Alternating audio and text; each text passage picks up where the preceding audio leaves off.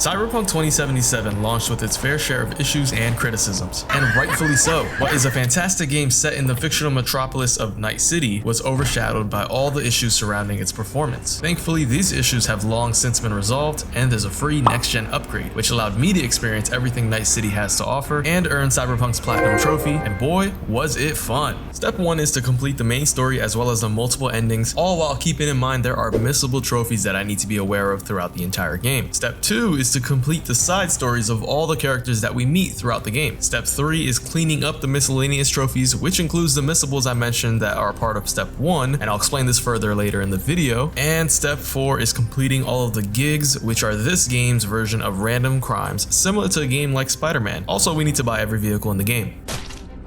The story begins with customizing the way the main character V looks and sounds. We also get to choose a background that we come from, which impacts the introduction of the game heavily. I chose the Nomad path, which starts us off by arriving on the outskirts of Night City and having some car trouble. We immediately get into it with the local sheriff who isn't too fond of us and tries to send us away. Of course, we don't leave Night City, and instead we head over to a radio tower and coordinate with some local smugglers to bring in contraband to the city. You know, there's something to be said about running into corruption merely minutes into starting Cyberpunk. I guess Night City truly does live up to its reputation. We set off to meet the smuggling contact, Jackie Wells, and along the way we get our first glimpse of how gorgeous this game can be. We then immediately get to business, which goes to show how rough the mercenary life really can be. This makes me think about how I sit at my desk all day and I like to complain about my working conditions, but V's really the one that's got it bad here. You didn't die? Nope. The people chasing us down were Arasaka Border Patrol agents. Keep note of that name, Arasaka, by the way. That'll be important later. We then get to see what is inside the cargo that we were smuggling. Mamis, a real iguana. A lesser Antillean, I think. Is that what we were transporting? This is what we almost died for? Some money on it? Yes, that is what we almost died for. What they were going to do with this lizard is beyond our pay grade. More importantly though, is we earn our first trophy after completing this mission. Elevator. Oh, we got our trophy. Become a mercenary. Afterwards, we head over to a Ripper Dock with Jackie. Ripper Docks are a staple in Night City and are a huge reason why the game is even called Cyberpunk. These individuals are who you go to if you want cyberware installed, or otherwise if you want to become a cyborg. Yo, Mr. V, a pleasure. Dexter Deshawn in the flesh. Ample indeed.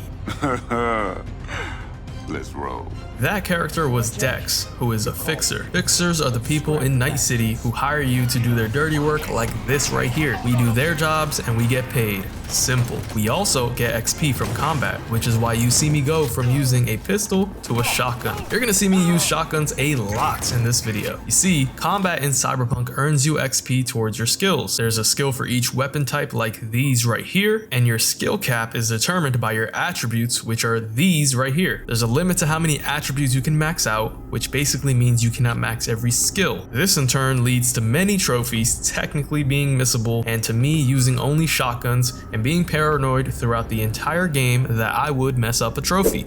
Next, we meet Evelyn Parker, who will become very important later. For now, she introduces us to Judy Alvarez, another fixer, and the person responsible for my least favorite aspect of the game by far. Let me explain. This is a brain dance. You may be wondering what a brain dance is. Well, it basically allows V to essentially relive the memory of someone, which allows us to become detectives trying to figure out a crime, or at least I think. It's all pretty confusing, and it was mainly the controls and the filters on the screen tripping me up. Through the brain dance footage, we found out Yorinobu Arasaka, the villain in this game, possesses the Relic, which is an amazing piece of technology that can hold a person's consciousness in it after death. Basically, this means you can put this biochip relic into a person's body and make them immortal, or so they say. So of course we go to steal it, and this is where things get crazy. We sneak in and find the relic, but we also witness Arasaka murder his father while we're hiding, something we definitely were not planning to see. After witnessing this crime, we end up frantically trying to escape and fall down a huge ledge, damaging the relic but also injuring Jackie.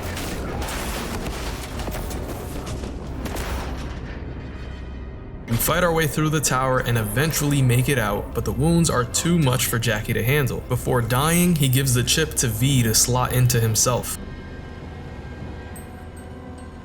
Then we meet back up with Dex, who hired us to steal the relic in the first place.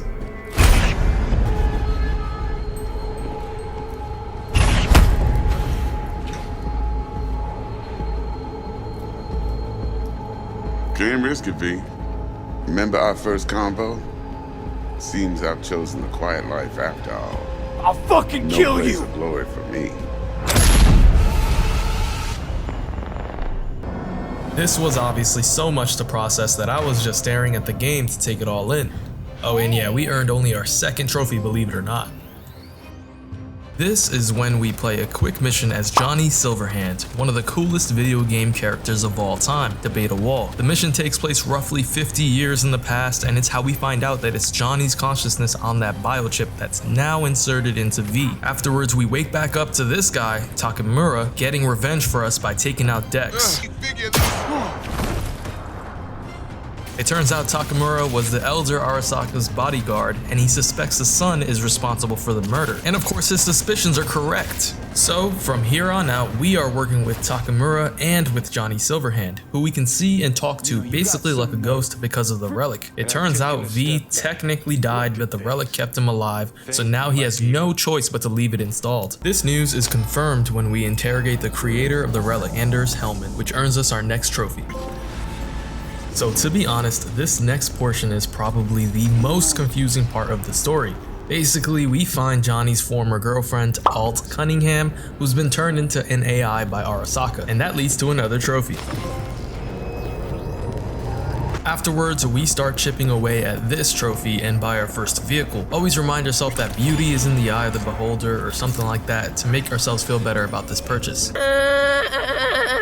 Then we earn a missable trophy while talking to Takamura. This one is missable because if you don't choose the Nomad option at least 10 times throughout the game, you'd have to start over. There's plenty of opportunities to choose them though, so no worries. This leads us to our next plan, which is trying to find Arasaka's sister, Hanako. She's not very willing to talk to us though, which leaves us no choice. We operate during a parade honoring her father, and we start off by taking out snipers guarding her float.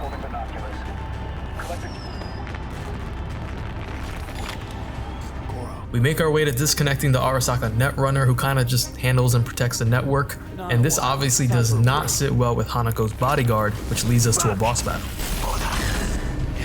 Of course you're here! This fight was an interesting one. I was playing on normal, and honestly it was a bit too easy at times. The difficulty in Cyberpunk is much more noticeable when there were crowds of enemies instead of one target. More importantly though, the meeting with Hanako does not go as planned, and Takamura ends up kidnapping her.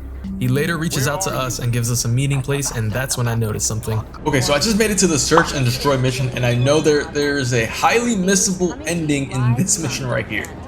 I was referring to a trophy called the Devil. Basically, the game doesn't tell you that it's possible to save Takamura in this upcoming mission, and it's a really cool hidden objective. If you don't save beforehand and you mess up, you'd have to start a brand new save file.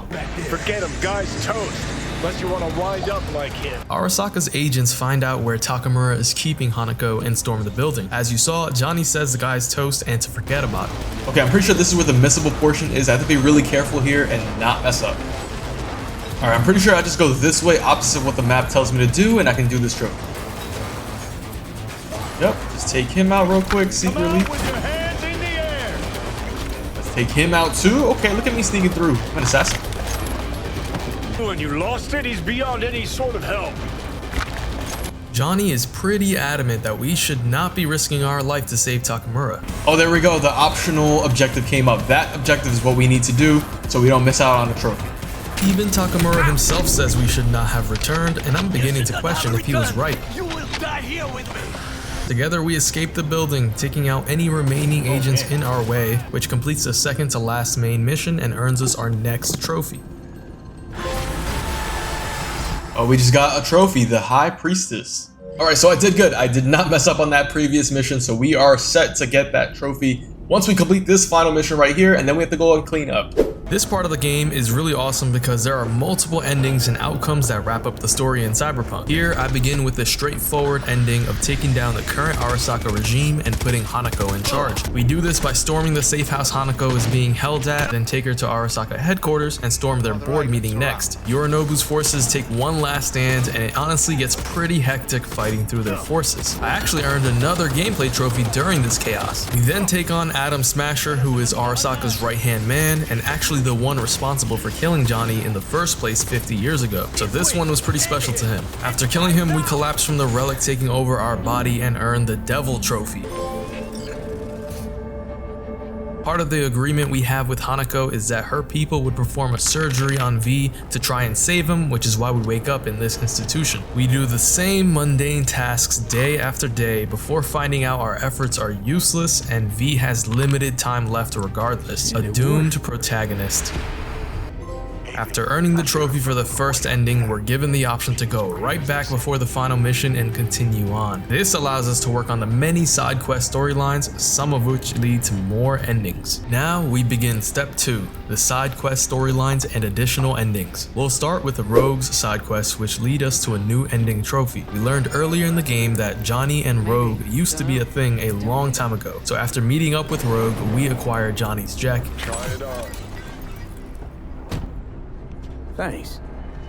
We then head out to search for Adam Smasher, who is alive because this takes place before the final mission. Instead, we storm these docks and find a guy named Grayson. Grab the gun. We interrogate Grayson and learn a couple things. He had Johnny's pistol from 50 years ago, Adam Smasher is not here, and Grayson even had Johnny's Porsche, which is now ours to use whenever we want. My ride.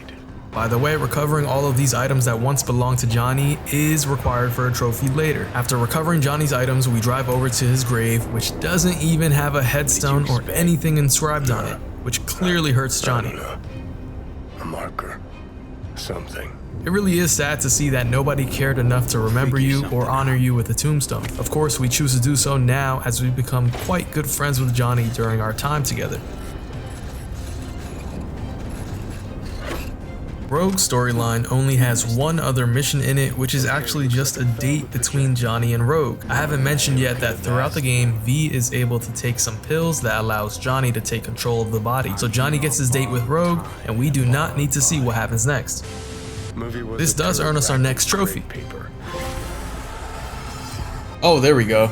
I didn't know if I did it correctly or not, but we got our trophy, Bushido and Chill. Afterwards, we begin the next ending mission with Johnny in control of the body and starting with an overview of Night City. We again assault Arasaka Tower and take on Adam Smasher again, and then we head back to cyberspace where we come to an important decision that determines which ending you get. Oh, this is the decision right here. So I choose this option right here. It leads to another ending and we get our trophy. Our goal was to try to make V a legend of the afterlife, so we let V regain control of the body and begin his final mission, which is nothing short of insane. We head off to space to get into a spacesuit and plan to assault a casino in outer space, truly becoming a legend like V wanted. That makes the credits roll and earns us the Sun Trophy. Hey, V, what's up, kid? Next up is Panam Palmer's storyline. Panam is a nomad who we met earlier in the game, and she helped us find and interrogate Anders Hellman, the creator of the relic. Now, Panam needs our help saving their nomad leader, Saul, and after saving him, Panam starts to become a romance option for V. Later, we defy direct orders from Saul, who's still the leader of the nomad group, and we attack a Militech group transporting a tank so that we can steal it. In this clip, I'm only using a sword to fight because it was around this time I found out that this trophy exists, so I was just making progress towards it. We successfully steal the tank, using it to fight our way back to the Aldecado camp, and if you ask me, this is a pretty epic way to end a side quest storyline. We get back to the camp, which earns us our trophy. This brings us to the final mission one last time. There's 2 endings left, but we only need to play through it once and you'll see why soon. This mission is actually pretty lengthy. We go from sniping portions here, then back to the tank to plow through enemies, and eventually we make it inside the building and face off against Adam Smasher one final time as well. He gets easier and easier to fight every time, by the way. We make it back into cyberspace, and at this point I make a manual save so I don't need to play through that mission a 4th time. Alright, so I made it to the point where there's 2 endings. I'm going to choose the bottom one first, and then we're going to go with the top one, which is the best ending. So we give the body to Johnny, and V stays in cyberspace forever. We essentially let the relic completely take over V's mind, but willingly. We wake up as Johnny and drive to a guitar shop before later leaving Night City entirely. While I don't think this is the best ending, leaving the city after everything that's happened is absolutely the right choice. This makes the credits roll, and you know what happens next. Hey, V, I know you're... For the last and probably the best ending, at least in my opinion, we choose to live out the rest of our days with V, and Johnny stays in cyberspace with Alt. In this ending, we actually choose to leave Night City with the Aldecados.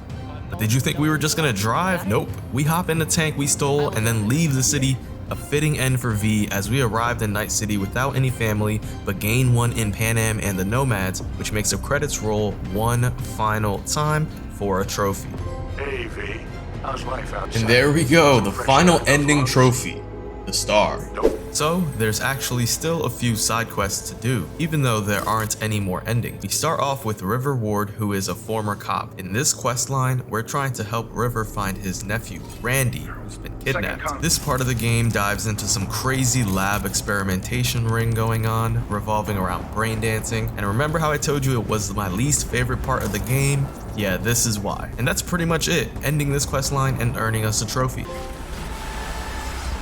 Protect and serve, so we just finished all of the river side quests. Next up is Judy Alvarez's questline. This one gets into some heavy topics and begins with a character who I mentioned is important earlier. Judy's close friend Evelyn is dead because of what happens to her throughout the game. I actually don't want to include the footage of the start of Judy's quests because of this. Continuing forward though, we help Judy get revenge by helping her liberate a club called Clouds from its gang control. It's actually the club that Evelyn worked at, I believe. This questline actually offers many different routes to take, but a lot of them end the quest line early, which technically makes this trophy missable. Alright, so I just reached a point in the quest where I know that my decisions matter. If I choose the wrong decisions here, it'll lock me out of the next quest, and it'll lock me out of the trophy. Of course, we always want to side with Judy, so we help her avenge Evelyn. Bored of all this chatter. I'd rather we just cut to the quick.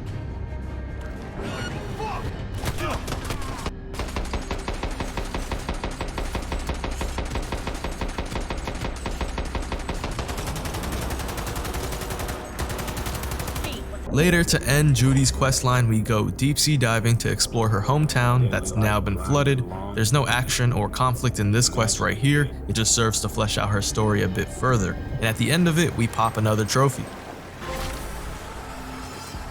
And there we go. Trophy unlocked. Another storyline completed. For the last portion of step 2, yes, this is still step 2 by the way, we need to complete Kerry's storyline. Kerry is one of Johnny's former bandmates, and this one isn't my favorite because Kerry just seems immature. This whole entire quest line revolves around us getting the band back together for one more gig, which is sweet at first.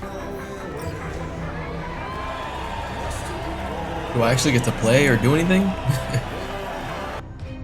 Kerry later has us try to sabotage a rival band before much later inviting us to a boat. However, the boat belongs to a record label owner or something along those lines that Kerry had a falling out with. So in retaliation, Kerry decides he wants to destroy the boat. This questline just doesn't compare to all the others we just did, but we still got what we wanted in the end.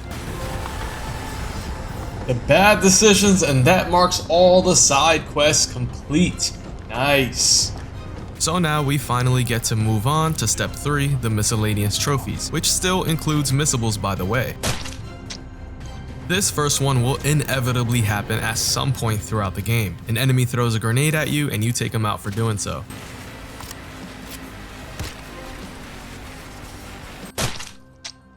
This one sounds hard at first, but Johnny's pretty awesome and his pistol is insane, which makes this trophy almost impossible to miss. So I need to mention that these trophies coupled with the really powerful story is a huge reason why I thought this game was amazing. I personally really enjoy these types of trophies that require you to do specific actions in game, even though some were missable. This one right here requires a certain amount of attribute points, then you have to go purchase a specific piece of cyberware and install it into your body, and then finally the easy part is finding a group of enemies and using the cyberware to take 2 of them out. Good stuff. Alright, so for this next trophy, we have to hack this camera right here, and whenever you hack anything in this game, there's 3 options that you can get. We need to get all 3 options in one hack for a trophy. Okay, so this is what I'm talking about. We have to get all 3 of these, and it tells us which letters and numbers that we need to choose. So we just have to choose the right path, and I think E9, it's actually kind of confusing because they're all different in the beginning, so I made a save before I started this. If I mess up, I can just reload the save. Oh, I already failed. Well, I don't know what I did, but I already failed. Okay, so I'm back in it, and it looks a lot easier this time. So there's only one single 1C. And then we need 1C again? I'm confused as to which one I take next, though. I failed. Oh my goodness, it looked easier. Many minutes later. At this point, it had been so many attempts that I'm not even live commentating anymore. Oh my goodness, is this it?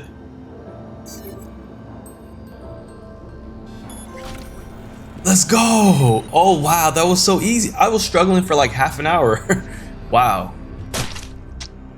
This trophy is all about the crafting mechanic that I have not even mentioned once yet. For this one, we have to unlock all the skills to craft the legendary items, then craft them 3 separate times.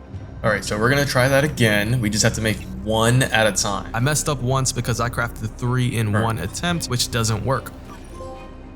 And there we go, Master Crafter. That's so silly, you can't make them in bulk, but we got our trophy. Remember when I said I was using melee weapons for a little while?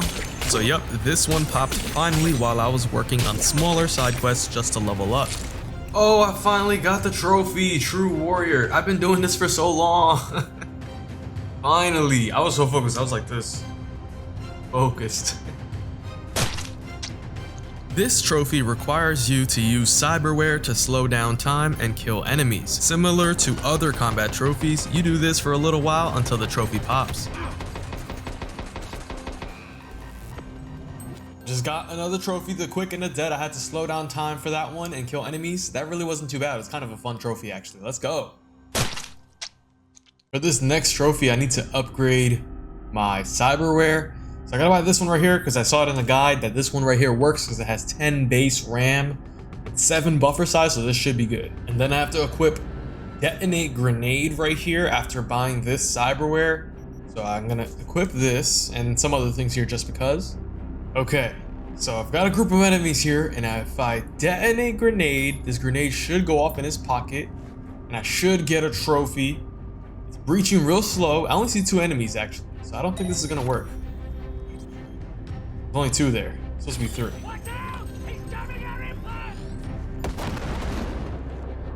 Yeah, I gotta do that again. Alright, I came back and there's 3 of them this time. We're gonna do the same thing again and let's see if it works. 3 enemies this time, doing it again. Hope it works. Should be good.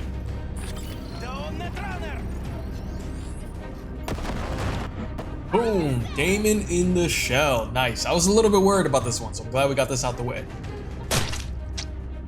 So for this next trophy, I need to distract enemies 30 times, and apparently you can just distract the same enemies 30 times in a row. It just takes a little while, but super easy to do, so I'm just gonna do that right now, and I'll skip to the trophy. A few moments later. There we go, must be rats. Get it? Because they don't know what's going on, must be rats. There's not really much to collect in Cyberpunk besides these tarot cards here and later some vehicles. For now, the tarot cards are basically murals that we have to scan around the city for a side quest. They all appear on the map and there's only 20 of them, so there's no guide needed either. Alright, so I'm coming up onto my last tarot card here. I just have to climb this up here and we'll have the very last one, and I should get a trophy. I don't know if I have to complete the actual quest or not, but I should get a trophy. Oh, there it is, the Wandering Fool. We don't even have to finish the side quest. The Wandering Fool. This one sounds really simple, but it's not. You have to shoot a grenade out of the air with a revolver. Oh! Oh, I should have shot it. And I suck at aiming, as you can see. Plus, it was also hard to even get enemies to throw grenades. So after about half an hour of running around, this happened.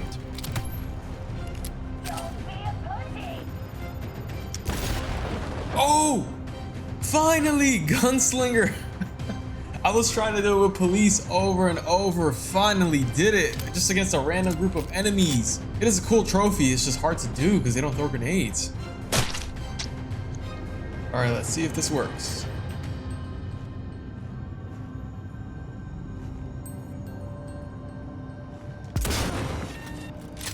Two heads, one bullet. There we go. I was really struggling with this one. I had to go buy a new sniper. This trophy is pretty self-explanatory. We need to install a piece of cyberware in every body part. It ends up being really expensive, so it's advised to create a manual save to revert to after earning the trophy to get your money back. This might be the last one. Full body conversion. Nice. That is expensive. I am not keeping these. I'm loading my previous save. Before we get to one of the final miscellaneous trophies, I have to max out my street cred level, which is basically a stat that increases as you complete missions. The higher street cred you have, the better items you can buy from stores.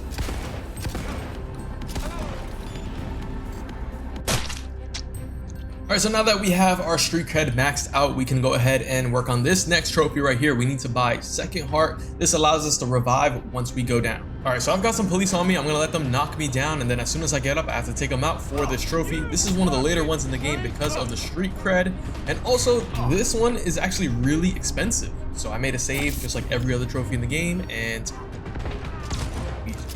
we are good. V for Vendetta. Nice. So it's finally on to step 4, which is the gigs and cleanup. This part consists of first finding every fast travel point in the game, which is really tedious because looking at a map to find out which point you missed can be very hard to spot. After about 3 hours of traveling, I finally earned this trophy. Alright, so I'm really hoping this is the last fast travel point. If it's not, that means I have to compare the map one by one. Oh, and it is! Frequent flyer. That took a couple hours, so that's why I couldn't even get my words out correctly. It took a couple hours just comparing the map one by one, so I'm just glad that worked. We then had to take out every cyber psycho around the city, which is basically what they sound like. Stronger enemies who have cyberware installed and have gone psycho. They're terrorizing the good citizens, and it's up to us to stop all 18 of them. Fairly quick and easy, to be honest. The turret's gonna kill me.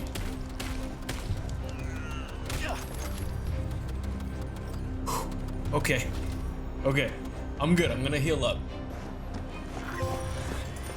Oh, that was the last one. I am the law. The gigs and scanner hustles remaining for each part of the city can be compared to random crimes like in games like Spider-Man. The gigs have a tiny bit of story to them, but not really anything hugely noteworthy, except one. Alright, so for Johnny's last piece of clothing, we are able to get it in this gig right here, and this is missable, so I made a save just before coming into this elevator, just in case. Alright, so in the apartment here, I'm pretty sure I'm supposed to go upstairs, and in one of the bedrooms, there's a suitcase, and the pants are inside. Might be this one, actually. And they are! And there we go. Breathtaking. We have every single one of Johnny's items. I'm surprised he didn't say anything just now. I thought he was gonna come talk to us. I just picked up his pants and he didn't say anything. I think it's time for a trophy rush for completing each district 100%. Oh, I got a trophy. It's elementary. Complete all gigs and scanners in Watson. Let's go. It's the first of these trophies.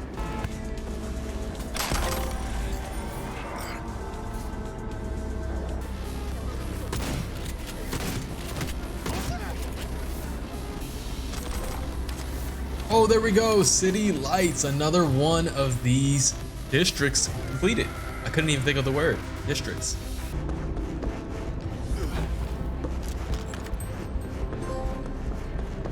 Oh, Mean Streets. I just got this trophy late. Why did this pop up so late? Let's go. The Jungle. Another one down. One left. I should be getting a trophy. This time I kept track, so I don't have to be surprised. There we go. Greetings from Pacifica. That leaves one region left. That's the Badlands. That's the area around the city, and it's the largest region of crimes to take care of. There was actually one final missable trophy left, which was to max out a skill. This was the whole reason why I was using shotguns so much in the first place. Oh, there we go. 10 out of 10. That means I just got level 20 Annihilation, which is using these shotguns right here. Finally, that literally took quite literally until the end of the game. Level 20 Annihilation. Let's go. Go. The Wasteland. Let's go. Only one thing left to do, and that's buy every ride in the entire game. Basically, we're gonna go on a shopping spree. It has all led up to this point. It was time to purchase every single vehicle in the game. This is extremely expensive and costs 1.7 million, but if you saved up money throughout the game like me, you should be fine at this portion.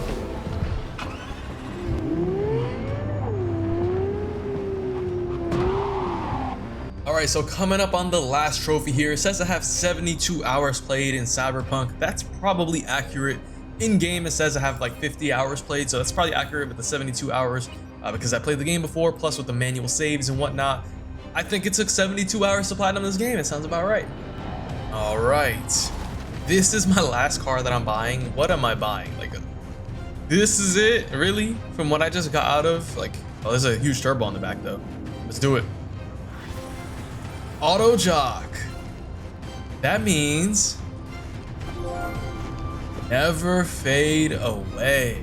It's a pretty fitting platinum trophy name if you ask me. Hopefully you guys enjoyed this video, and if you did, make sure to check out that video right there. It's gonna be a good one, I promise you. Go ahead and click that if you haven't seen it already, and if you did, make sure to subscribe so you don't miss out on future videos that you have not seen yet, because they're not out yet.